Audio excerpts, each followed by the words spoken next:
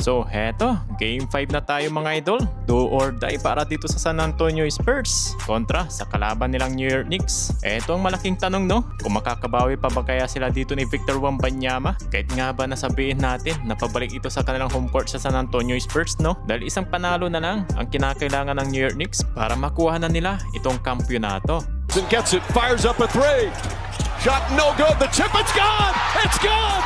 It's gone. Grabe yung naging game 4 nila mga idol no. Matindi yung laban. Naalagay na pero dito sa alanganin ang San Antonio Spurs. Ito'y matapos na nga na ma-choke pa sila ng 29-point lead sa second half. Panalo na nga sana. Natalo pa. 2-all na nga sana yun eh. Subalit ngayon, nalagay pa sila dito sa 3-1 deficit. Sa history nga nito ng NBA, 38 teams na ang nakagawa nito ng 3-1 record sa NBA Finals. Subalit iisang team pa lamang nakagawa at nakakambak para baliktarin pa yung serye at makuha pa nila yung kampyonato. Ito'y wala na ngang iba, ang Cleveland Cavaliers ng 2016 no. Matapos naman nila ditong tinalo yung best record ng Golden State ng regular season. At yun na nga, naikambak na nga dito ng Cleveland Cavaliers sa pangunguna ni LeBron James. Pero napakahirap talaga gawin to, lalo na pagdating sa NBA Finals. At may maliit naman na tsansa na magawa ito ng San Antonio Spurs na makakambak dahil nga dito sa kanilang pagiging batang team. Hindi naman sa ibig kong sabihin na hindi naman na ito imposible. Pero yun nga, hindi nga talaga ito magiging madali. Bukas pa rin naman ang pinto para dito sa San Antonio Spurs dahil hindi pa naman tapos ang laban. Dahil kung titinan natin ang bawat games nila, palagi nilang nahahawakan ng double figures sa first quarter. Pero yun ang malaking problema nila pagdating dito sa second half, lalo na yung mga crucial game. Nakikita natin sa kanila yan no, nararamdaman yung pressure sa bawat isa. Kaya kailangan nila ditong matuto na mapanghawakan nila yung kalamangan hanggang matapos yung laban. Dahil eto na yung huling pagkakataon nila.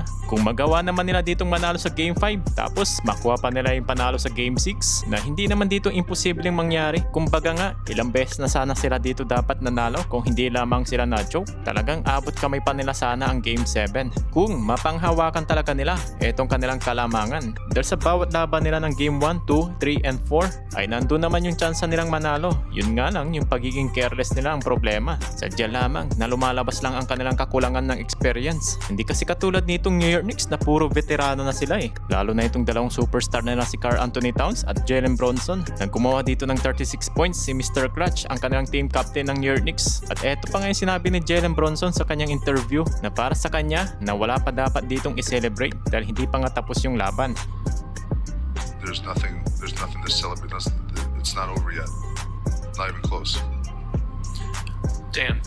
Kung sakaling man na manalo dito ang San Antonio Spurs sa Game 5. Pero pagdating ng Game 6 ay asahan natin yung pressure dito sa home court ng New York Knicks. Kaya sa kabilang banda, pretty comfortable na itong New York Knicks mga idol. Basta gagawin na lang nila yung trabaho nila, mapa-offense o defense. Kaya we'll see kung magpapatuloy pa itong momentum nila at tuloy na nga nila ditong makuha yung kampyonato. So kaabang-abang talaga ang mangyayari pa dito sa Game 5. Well, kung kayo naman dito ang tatanungin ko mga idol, ano kayang masasabi nyo? Abutan pa kaya dito ng San Antonio Spurs ang Game 6 hanggang sa mapunta sa Game 7? O tuloy na nga sila ditong tatapusin ng New York Knicks? Tara pag-usapan natin yan sa comment section below.